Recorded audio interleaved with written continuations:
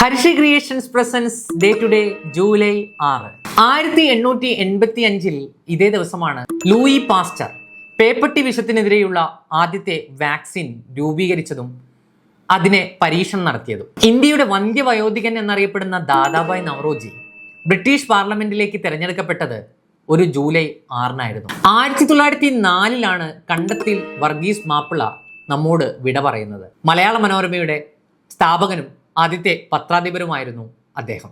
2002 ഇതേ ദിവസമാണ് ഇന്ത്യയിലെ വ്യവസായ സാമ്രാജ്യത്തിന്റെ അധിപൻ എന്നറിയപ്പെടുന്ന ധീരുഭായ് അംബാനി നമ്മോട് വിട പറഞ്ഞത്. പിങ്ക് സിറ്റി എന്നറിയപ്പെടുന്ന സിറ്റിയാണ് ജയ്പൂർ. 2019 ജയ്പൂർ യുനെസ്കോയുടെ വേൾഡ് ഹെറിറ്റേജ് സൈറ്റായി രേഖപ്പെടുത്തുന്നത്. 2019 രോഹിത് ശർമ്മ ഒരു റെക്കോർഡ് നേടുന്നത്. ഒരു ലോകകപ്പിൽ ഏറ്റവും കൂടുതൽ സെഞ്ചുറി നേടുന്ന ഇന്ത്യക്കാരൻ എന്ന നേട്ടം രോഹിത് ശർമ്മ നേടിയത് 2019